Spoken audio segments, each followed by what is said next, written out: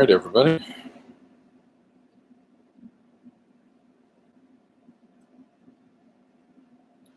Hi, everybody. This is Matt. Thanks for watching. Welcome back. This is actually something new that I'm trying. See if a live stream will actually work.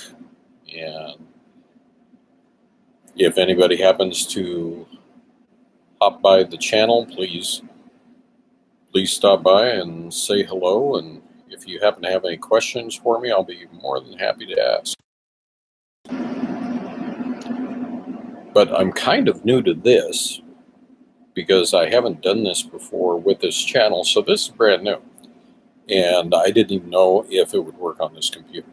So if anybody has any questions about why I converted to Catholicism or anything of that nature, feel free to ask me, because that's why I'm here. And like I said, I'm testing out this streaming software and seeing if it actually works. I didn't even know that it was available for a channel as small as mine, so there you have it. So this is rather impromptu, and it's just on there just to see if anybody has any interest or what.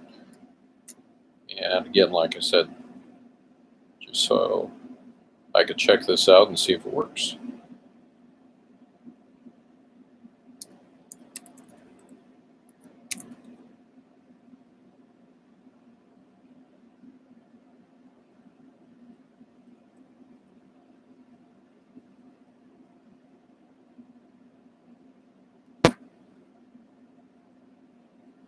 I'll apologize in advance for the backdrop. Everything's really casual.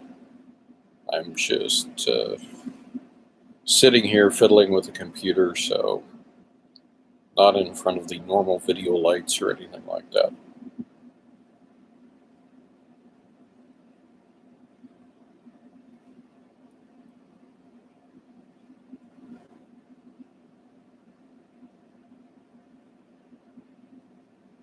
I'm just interested to see how this actually turns out and if it saves it and what the quality's like, that sort of thing. Hopefully in the future there will be people that will actually get on here and have some questions. That'd be great. I love having live interactions back and forth with folks, and so that would be cool.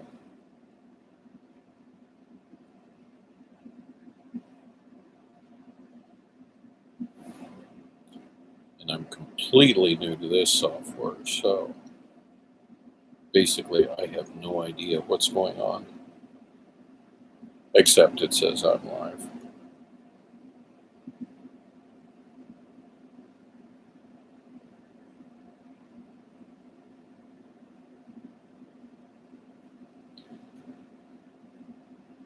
Well, went to Mass this morning. That was pretty good. Looks like my visitor that I had on just logged off. That's unfortunate. I would like to have talked to him. But like I said, went to Mass this morning.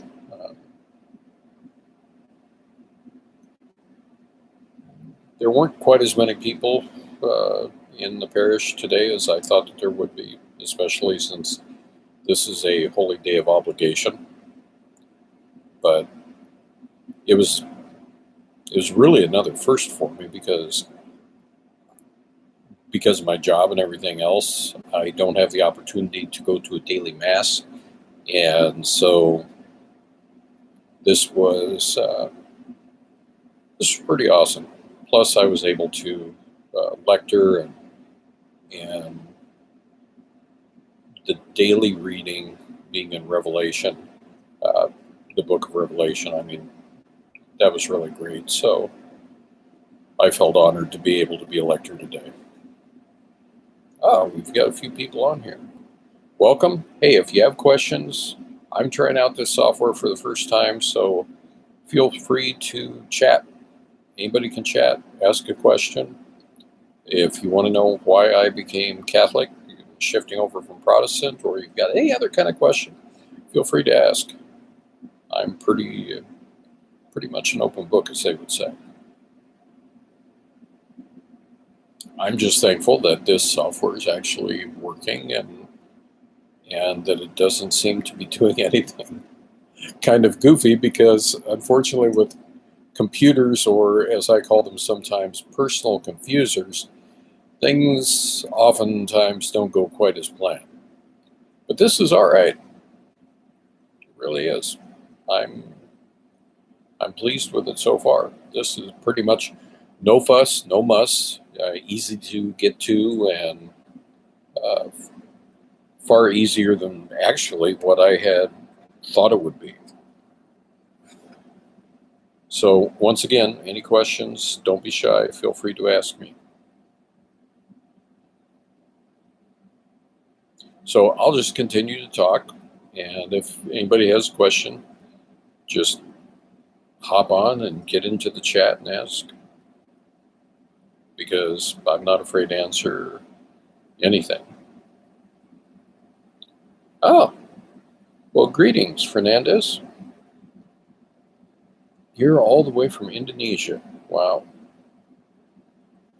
One thing that has surprised me about this channel is the number of visitors that I get from your area and also from the Philippines. That really, it surprised me in one way, but in another way it didn't, because I know that there are quite a, just an awesome number of Catholics in the Philippines and in the Southeast. So thanks, and God bless you for being on there.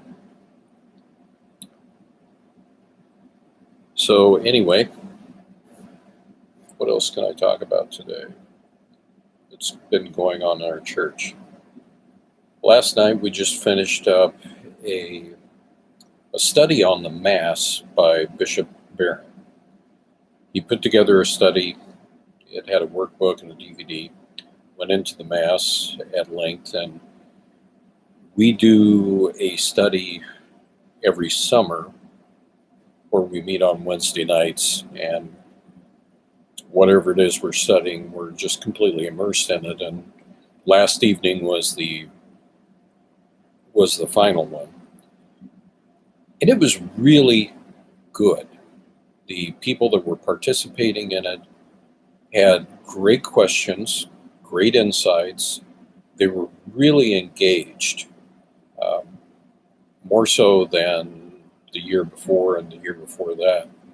And I think it was because of the subject matter.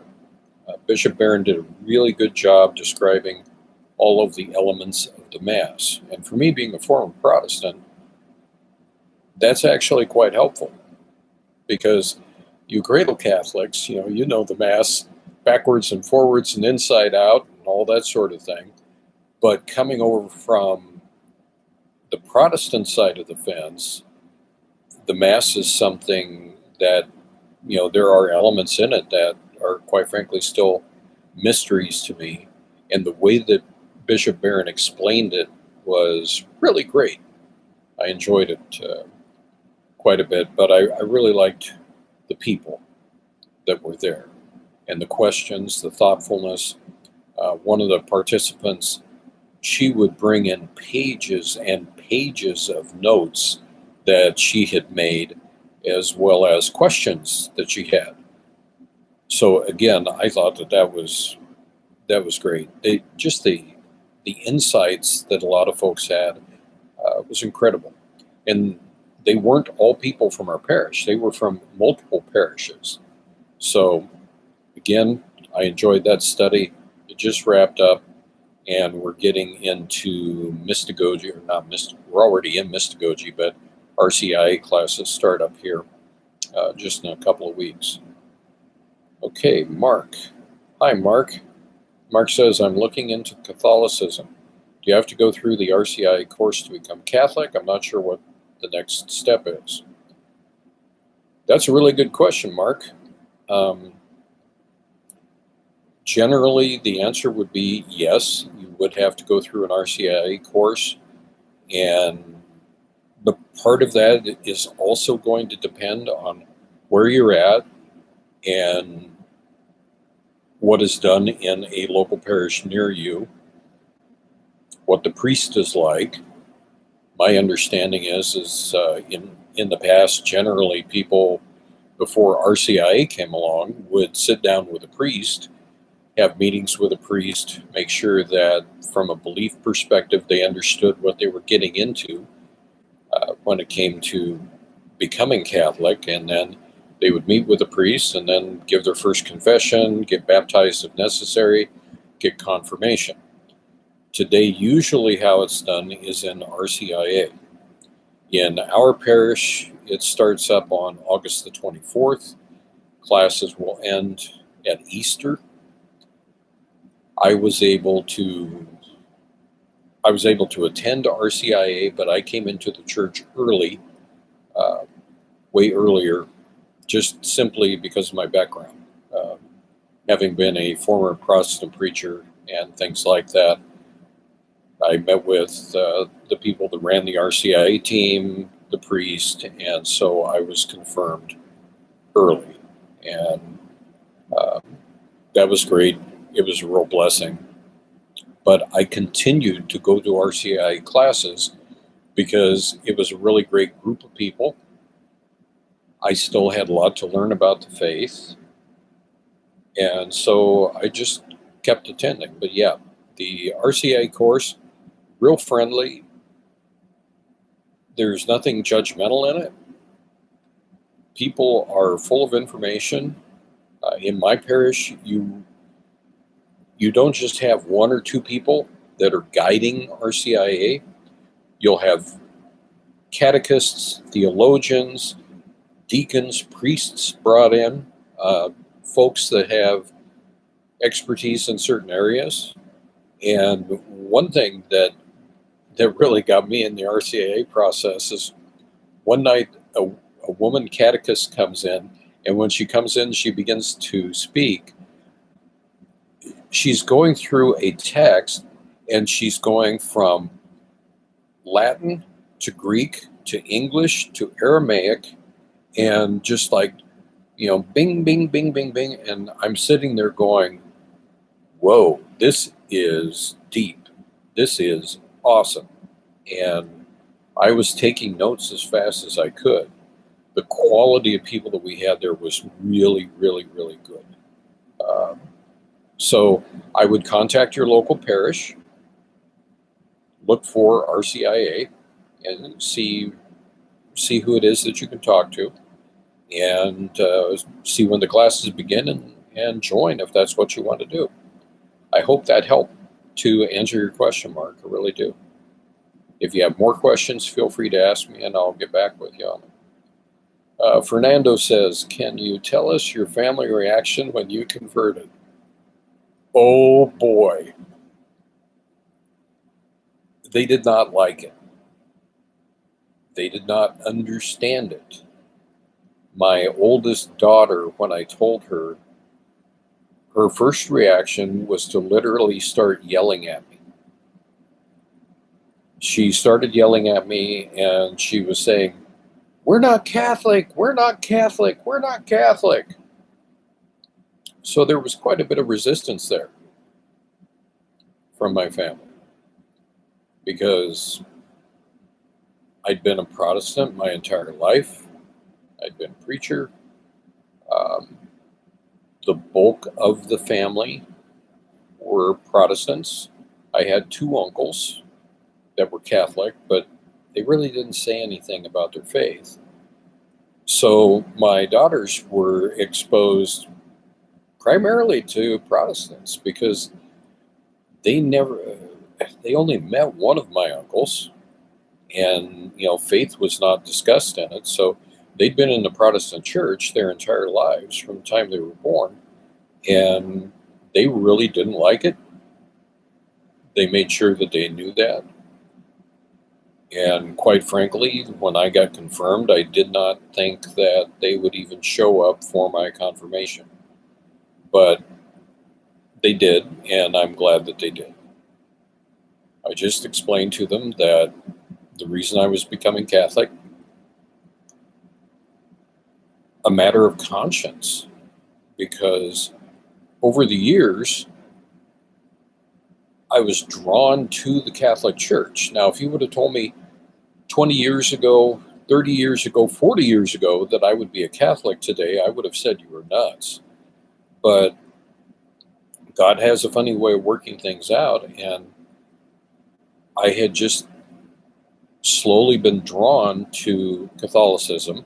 The more that I dug into and the more that I read and explored the writings of the early church fathers, the more that I began to question things that, I had previously believed and preached. And when I researched some things, some sayings, like in Protestantism, I couldn't even find them in the scriptures. So it's like, okay, why are we preaching this if it isn't there? But the deeper that I got into the early church fathers, that was one thing that changed. But I would also say it was the guidance of the Holy Spirit. So once my soul became convicted that Catholicism is a one true faith, yeah, I had to follow my conscience. I didn't expect all the resistance that I received in my family and from friends, but it's okay. It's my choice, and I'm not going to force my beliefs on them. They can continue to believe whatever it is that they want. So that was the reaction. Okay, A Fields. Feet. Been Catholic all my life. Incredible depth to be found. To go deep, you have to sell all your own, buy the plot of the land. I feel like I'm only scratching the surface after 50 years. Yeah, I hear what you're saying. I really do. Now, for me especially, having been a lifelong Protestant, the thing is you get to a point where you think that you've arrived, and then at that point, that's when everything is really dangerous, because you didn't really arrive. You're stuck and you're going backwards. And one of the great things about Catholicism for me is, A, it's brand new. B, I learn more every day. And there's a depth to it. There's a, how can I say this? There is a meatiness to it. Here in the United States, especially when I was a kid, we would go to what we called the county fair. At close to the end of the summer, there would be a county fair where farmers would bring in livestock for display, and then there would be carnival rides and things like that, and the vendors would set up all these booths, and they would have all of this food available. In the state of Iowa, where I'm from, a grilled barbecued turkey leg is one of the things in the fair, along with something that they call a corn dog. But what I remember the most as a kid, cotton candy. So as a child, I would look at cotton candy and, oh, it was big, it was massive. And it would be telling my mother that I wanted the cotton candy. You bite into cotton candy, it looks like there's really some substance there, but literally the moment that your lips and your tongue gets a hold of that cotton candy, it evaporates, literally. All you're getting is sugar, but it's all poofed out. It looks like something, but there isn't much substance there. With the Catholic Church, and so in the Protestant Church, a lot of what you get is cotton candy. In the Catholic Church, it's more like I've bit into a fine steak, something that is nutritious, something that I really have to chew on, something that has depth to it, and that you cannot just sort out in a couple of quick bites. That's one thing that I really like, and I am extremely grateful for the people that God has mercifully put in my path to help me to learn in areas where I feel that I'm really deficient. Let's say the Blessed Virgin Mary, as an example. As a Protestant, do you think about the Blessed Virgin Mary? No.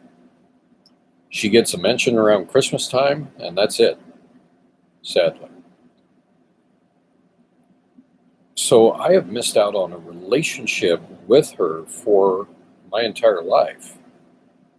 And thankfully, praise be to God, uh, I had a couple of religious sisters brought across my path, and the one Mother Superior, I will periodically visit with her and have a meeting and study Mary with her. They've got an extensive library, and they will actually pray about what books they think that they should give me. And so I'll borrow a book or two from them, read it, and then go back and have a discussion. Or sometimes we'll just ask questions. They might have some questions of me. I have plenty of questions for them. But the depth of knowledge that they possess when it comes to the Blessed Mother, I can't get that anywhere else.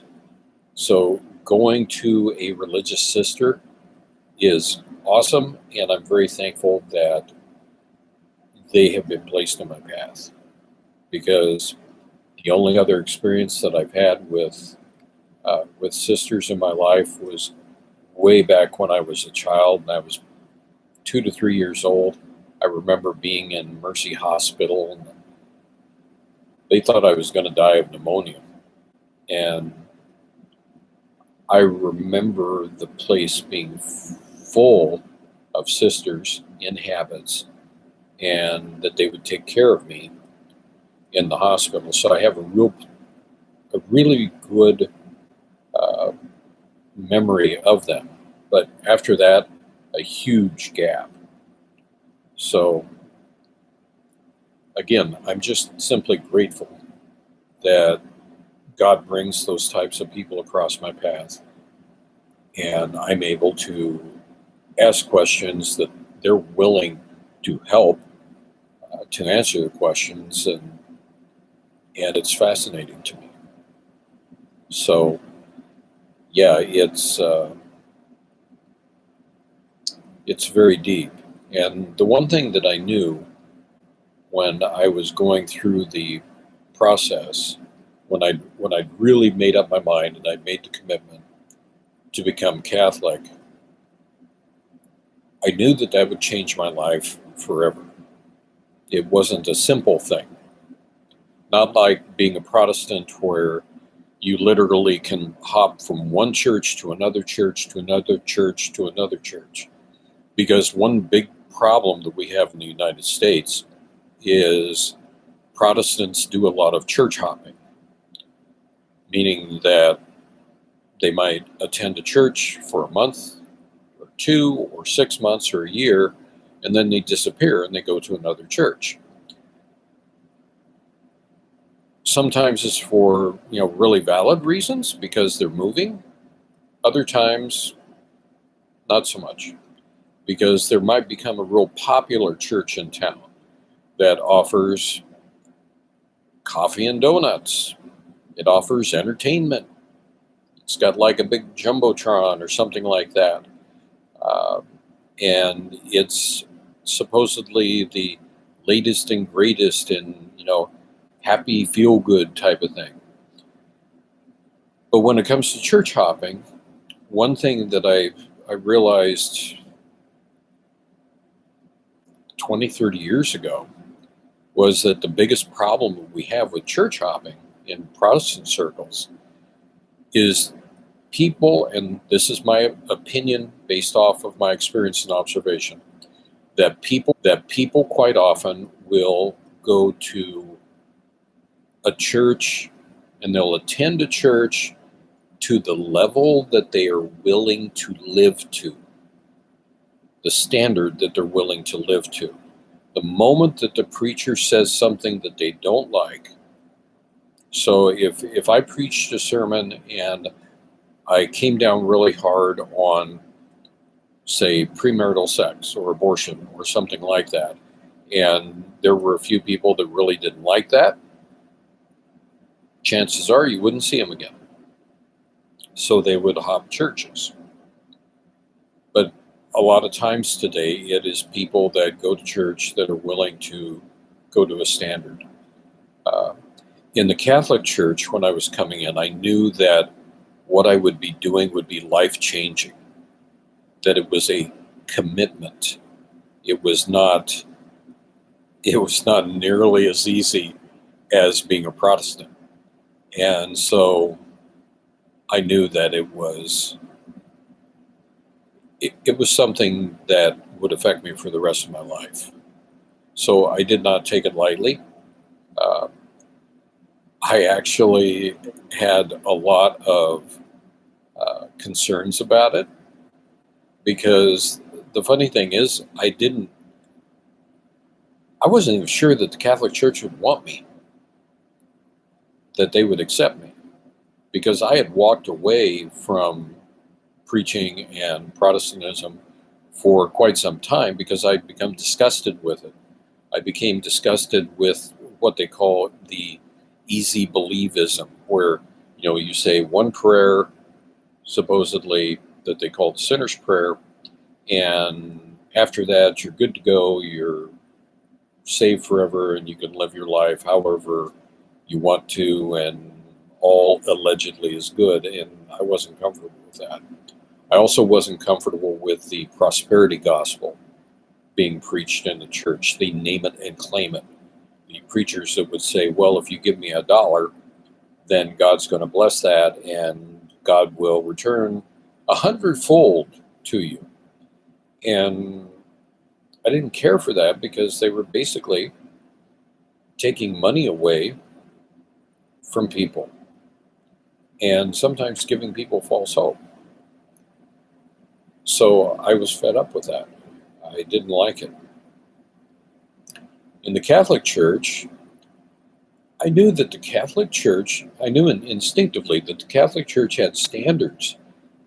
That the Catholic Church had standards that a lot of Protestants actually looked up to. And I wasn't quite sure that I would meet those standards.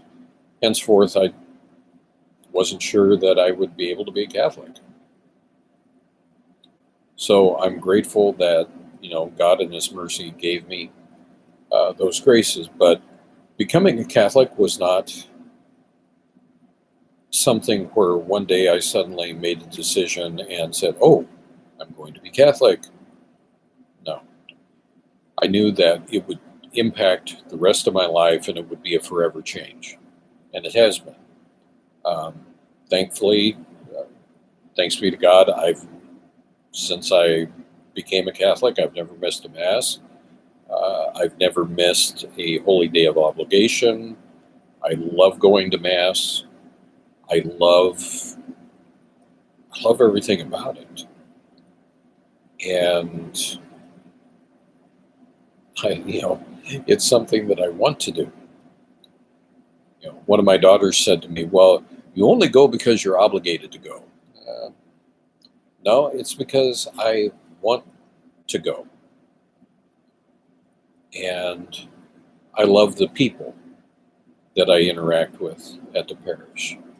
And I thought, well, also just the people that I've interacted with on this channel, it's been good. It's been interesting. Sometimes I get folks that are really nasty in the comments, but that's okay. I understand. There's two things that kind of hit the hot button for people in life. Those two things are religion and politics. Not everybody's going to agree with everybody else. And sometimes, especially online, people can be pretty nasty at times, but that's okay.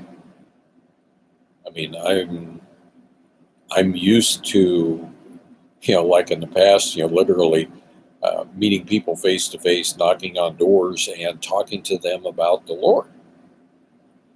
And sometimes you would get a very bad reaction when you would show up at somebody's door. So this is kind of similar. It's all right. But sometimes I'm a little bit amazed at some of the hatred towards Catholicism. And a lot of people they pull up, what's going on in the church today. But the thing is, I already knew about, the abuses in the church, especially the abuses that occurred, that came to light, in like the early 2000s, 2000, 2002, somewhere in there. I became a Catholic because of God, because of Jesus and the Holy Spirit. I didn't become a Catholic because of a man. So the church belongs to Christ, and our Lord is perfectly capable of cleaning up the mess in the church. We just have to be faithful, do His will, live a holy life, and that's it. So anyway, I have actually got a appointment to go off to, so I'm going to have to close this up here, but thanks for joining me. Let's see, Valerian says, "You're such a good person. You're so much better than me. I need to be like you. God bless you and your family." Oh, Valerian, I'm not a good person. I'm a sinner. I am a sinner saved by the grace of God. That's it. It was like one of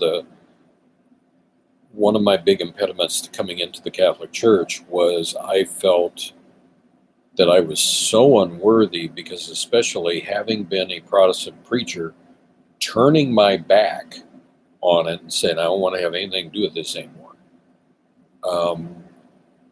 I thought that walking away from that was like the most horrible thing in the world.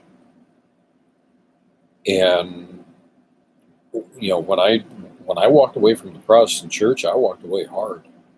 I really did. And that's where I felt like God wouldn't want me. But God is merciful. And the thing is, I'll leave you with this before I go. I remember my aunts. My Aunt Gert, in particular, was really strong to my faith formation.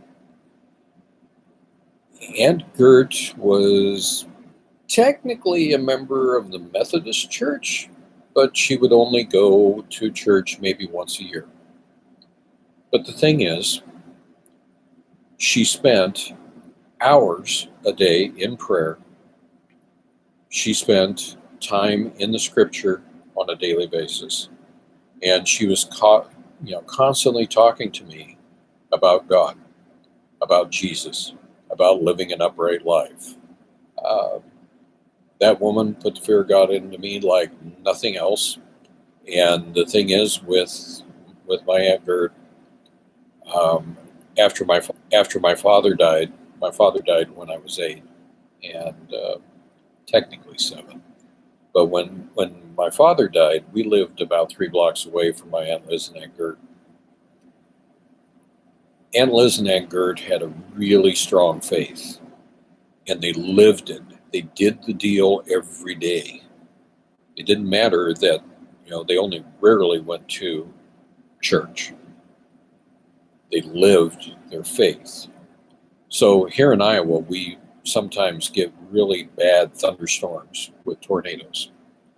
And every time that there was a bad thunderstorm with a possible tornado coming, I would run from my house to my Aunt Liz, my Aunt Gert's house, because I felt safe there.